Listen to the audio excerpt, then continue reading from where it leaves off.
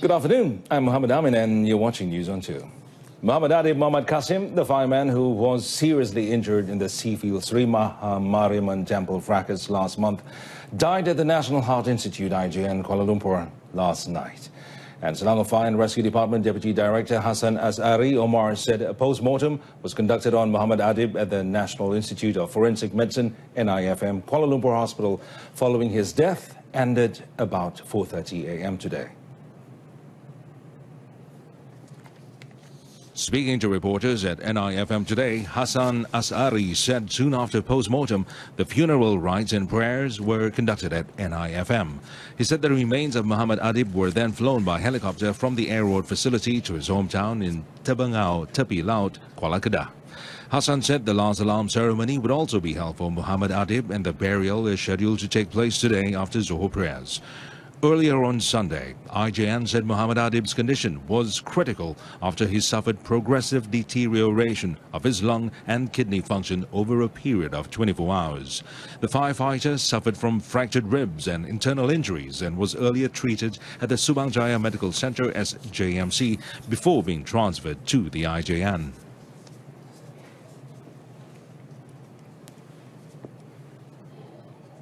Meanwhile, Selangor Deputy Police Chief Dato' Abdul Rashid Abdul Wahab yesterday said Muhammad Adib's case has been reclassified as murder.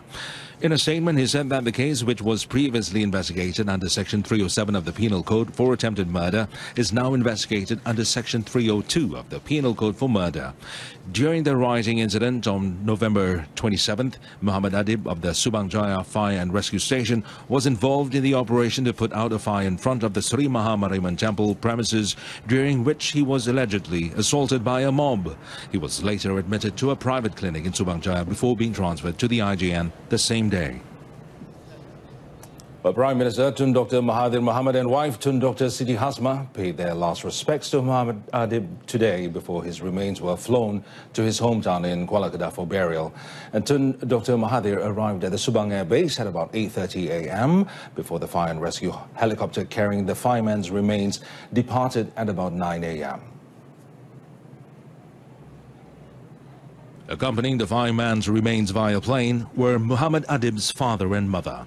The Premier yesterday said he was deeply saddened over the death of Muhammad Adib at IJN and extended his condolences to the fireman's family. On his Twitter account, Tun Dr. Mahathir prayed that Muhammad Adib's soul will be placed among the righteous. Deputy Prime Minister Dato' Sri Dr. Wan Aziza Wan Ismail also extended her condolences. 24-year-old Muhammad Adib breathed his last at 9:41 p.m. yesterday, surrounded by loved ones. And on to other stories. The Attorney General's Chambers has filed criminal charges against subsidiaries of Goldman Sachs Investment Bank and its key employees, together with former employee of One Malaysia Development Berhad, 1MDB, Jasmine Lu Ui Swan and Lau Teng Jo, or known locally as Jolo, over the sale of 1MDB bonds totaling $6.5 billion, which contravene Malaysia's securities laws. Attorney General Tommy Thomas in a statement said the offences framed on them, including the bank employees Tim Lesnar and Roger Ng Chong Hua, were under the securities laws of Malaysia. Thomas said Ng will be charged shortly.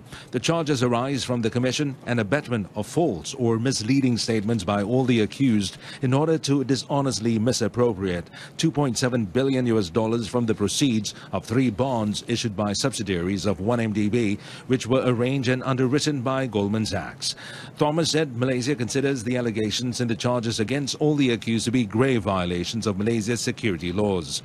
Prosecutors will seek criminal fines against the accused well in excess of the $2.7 billion misappropriated from the bonds proceeds at $600 million in fees received by Goldman Sachs and custodial sentences against each of the individual accused, the maximum term of imprisonment being 10 years. If no criminal proceedings are instituted against the accused, their undermining of Malaysia's financial system and market integrity will go unpunished. Election Commission EC Chairman Azhar Azizan Harun said 62 candidates for the 14th general election, G14, failed to submit their election expenditure statements. So in a statement, he said this number comprises 14 candidates who vied for parliamentary seats and 48 candidates for state seats. Azhar said the Election Offences Act 1954 stipulated that all candidates or their agents must submit their election expenditure statements to the State Election Director within 31 days after the GE14 results were gazetted on 28 May 2018. Moreover, he said the deadline for submission of the statement was 28 June. Azhar said as such, the EC has lodged police reports against the candidates who failed to submit their statements. In addition, he said that failure to submit the election expenditure statements would result in candidates not being allowed to attend the Dewan Rakyat or State Assembly sitting, not being allowed to participate in any elections for 5 years, and being charged with breaking the law. For the record, the EC received 687 nominations for parliamentary seats and 1,646 for state seats in the GE14. Well, meanwhile, the EC will hold a special meeting tomorrow regarding the nomination and polling days for the Cameron Highlands parliamentary by-election. And this follows the court's decision on 30th November, which nullified Barisan Nasional's victory during the 9th May general election. In a statement by EC Secretary Dato' Muhammad Ilyas Abu Bakar, the special meeting will be chaired by EC Chairman Azhar Azizan Harun to discuss matters including nomination day, polling day, early voting, and the electoral roll that will be used for by the election. Dato' Muhammad Ilyas added that a press conference will be conducted after the meeting. Last month, the election court revoked Dato' Sivaraja's Chandran's victory in the 9th May general election after finding that money was used during the campaign to buy votes. Sivaraj, who is MIC Vice President, said he would not challenge the election court's decision and that Barisan Nasional had opted to fight for the cause of the people in a by-election rather than going to the federal court. Cameron Highlands has traditionally been an MIC seat, and Sivaraj had won the constituency with a 567-vote majority. The EC yesterday notified the Dewan Rakyat Speaker that the Cameron Highlands seat is now vacant after the court issued a certificate confirming the matter. The special payment of 500 ringgit today will benefit 1.4 million civil servants employed by the federal government, comprising permanent and contract staff. And at the same time, Finance Minister Lim Guan Eng said the government would also make special payment of 250 ringgit to almost 800,000 pensioners in recognition of their services. Lim said in a statement the government decided to make the payment before the end of the year to assist parents in the civil service in making preparations for their children's schooling needs for the new year.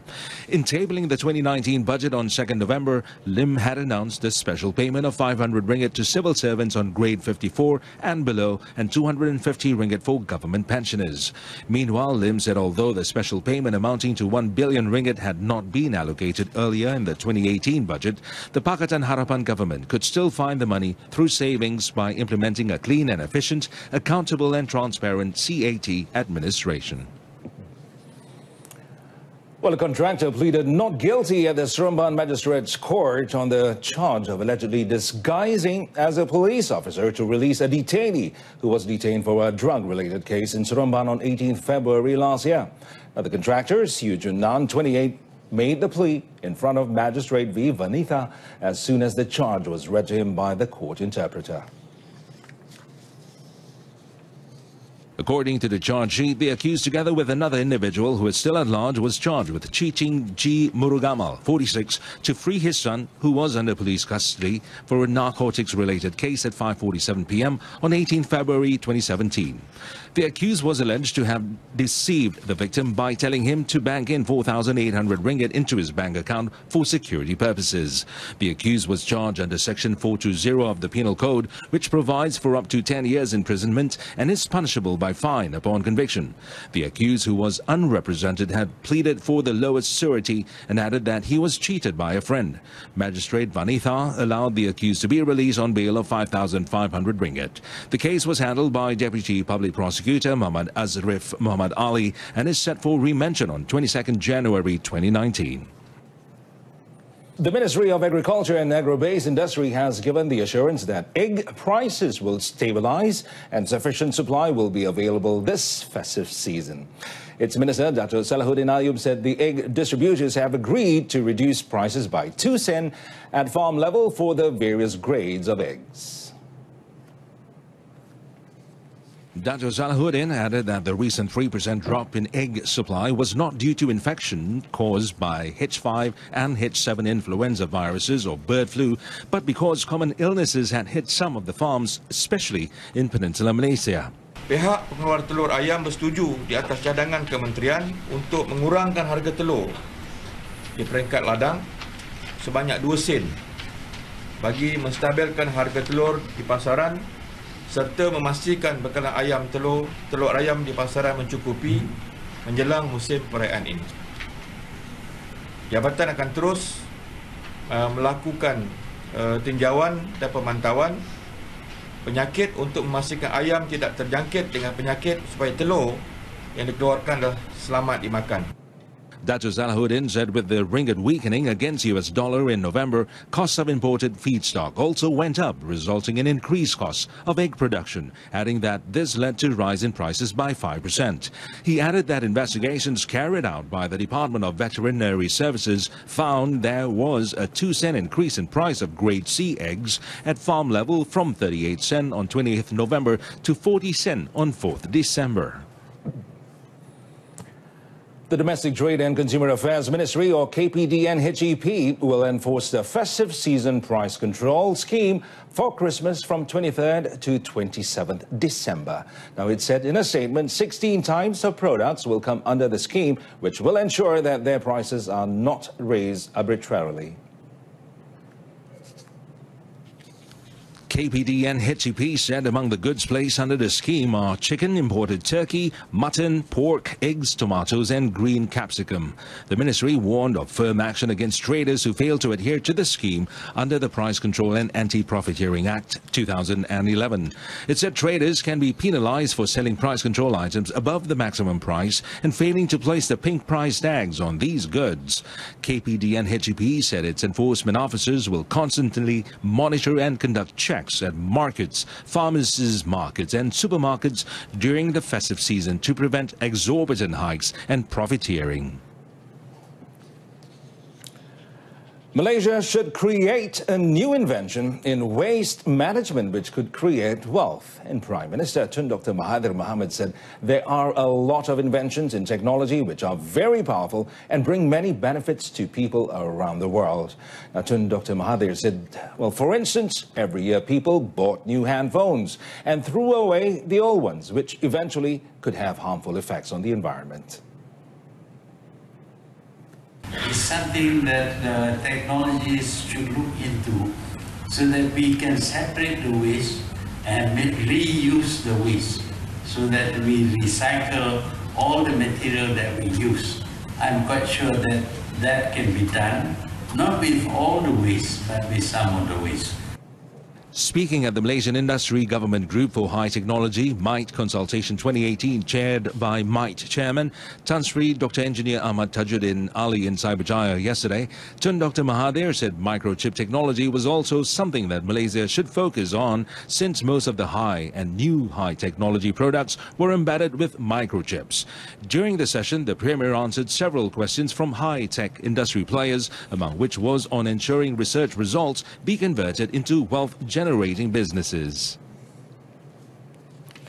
Well, Transport Minister Anthony Loke Siew Fook pointed out that optimum public transportation could and only be achieved through efficient taxi industry. Now, he said the government is committed to develop various initiatives for the improvement of the taxi industry in the country through 4 components. Loke said the 4 components were to save operational costs, improve the standard of living of taxi drivers, to strengthen law structures and cooperation between industries, and to develop world-class taxi services in the country. Consumers would not mind whether they take a traditional taxi or private cars, as long as they get comfortable services, they get affordable fares, and most important of all, they must know how much they are paying for. Speaking during a press conference after the launching of the latest e-hailing platform, the TaxiGo application, Loke said taxi drivers are the country's mini ambassadors to reflect Malaysia's culture and way of living. Therefore, they have to offer friendly services to their customers. TaxiGo is expected to benefit some 60,000 registered taxis throughout the country. Loke said TaxiGo's specialty was that it offered digital advertisements where taxi drivers could leverage on its media digital advertisements to earn more income. In our sports segment now, national track cycling champion Muhammad Azizul Hasni Awang failed in his mission to claim a podium position after ending his challenge in the 15th spot out of 35 competitors in the third round of individual sprint event at the UCI Track Cycling World Series and this Cup in United Kingdom. The 2016 Rio Olympics bronze medalist who won the silver in the individual Keirin event on 15 December lost to Britain's Jack Carlin in the third round and could not advance to the quarterfinals at Lee Valley Velo Park in London. Carlin clocked 10.032 seconds while the pocket rocket man was 0.013 seconds behind. The Terengganu rider admitted he was not satisfied with the race time but conceded of being tired after the Keirin event a day earlier. He also said the most important thing is that he collected points for the qualification to 2020 Tokyo Olympic Games for the event. For the record, the three-time Sportsman of the Year winner failed to secure any podium positions in the two other World Cup series in France and Canada, but last month he won the Keirin bronze medal in Berlin, Germany. Well, national football team captain Zakwan Adha Abdul Razak has joined Kedah for the new Malaysia League or M-League season. And the Kedah Football Association, KFA, confirmed the signing of their former Kuala Lumpur player in a posting on their Facebook page yesterday. The Super League side announced the capture of two foreign imports who had featured in the Indonesian Liga 1, Spanish striker Fernando Rodriguez Ortego for Mitra Kukar FC and Brazilian defender Renan da Silva Alves of Borneo FC. They will link up with two imports, Singapore's Muhammad Shakir Hamzah of Home United FC and Iraqi midfielder Anwar Fares Abdul Jabbar Al-Mubaraki, Army United FC Thailand. The Red Eagles have also strengthened their squad by signing several local players, including Enthana Balan from Negeri Sembilan, Shahrul Azwari Ibrahim from Malacca, Shahrul Ikhwan Samsudin, and Azamuddin Muhammad Akil, who are both from Selangor. Kedah finished sixth in the 2018 Super League season and failed to defend the FA Cup and Charity Shield. Well, Kelantan Football Association, KAFA President Bibi Ramjani Elias Khan reckons they will have to work extra hard to find sponsors in preparation for the Premier League next season.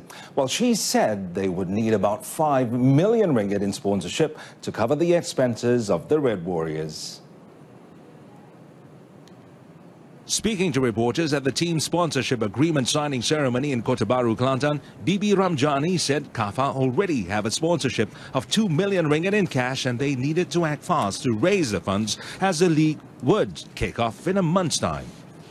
Saya mohon daripada mana-mana yang ingin menaja, yang masih berhasrat untuk menaja lagi, saya mohon supaya ia terus menghubungi KAFA yang mana boleh membantu beban keuangan KAFA. Dalam masa yang sama, kita juga terpaksa berhadapan dengan kekurangan penaja disebabkan oleh syarat yang ditetapkan oleh MFL. 3 tajaan, kita sudah kehilangan 3 tajaan untuk diletakkan di jersey. Bibi Ramjani said KAFA are in talks with 2 companies to be its main sponsor for the new season, adding that Yakult, Malaysia's Sendirian Berhad, has agreed to sponsor its foreign imports. She said that having retained Casio de Jesus of Brazil, Kelantan would need just 2 more imports to strengthen their team in the Premier League. She said they also retain 80% of their local players and are trying to get more for several positions, including a goalkeeper and a striker.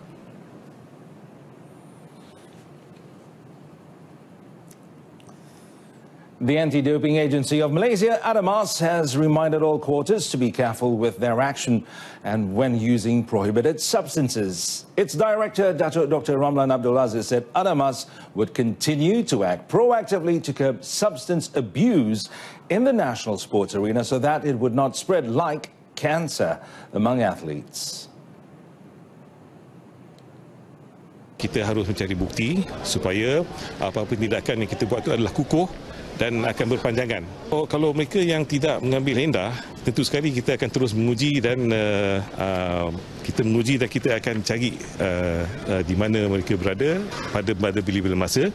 Tetapi pada masa yang sama kita berharap bahawa pihak jurulatih pegawai sukan akan sama-sama bantu kita. Speaking to media after attending the Temerloh Sports Excellence Award ceremony in Temerloh, Pahang, Datuk Dr. Ramlan said so far several arrests have been made. A total of 179 people comprising athletes, trainers and technical officers were awarded with the Excellence Award yesterday. And that concludes this afternoon's edition of News on 2. Our top story, firefighter Muhammad Adib's death, reclassified as murder. News on 2 will come on again at 7 this evening with more updates with Jessica. Till then, I'm Mohammed Amin Carlos and thanks for watching.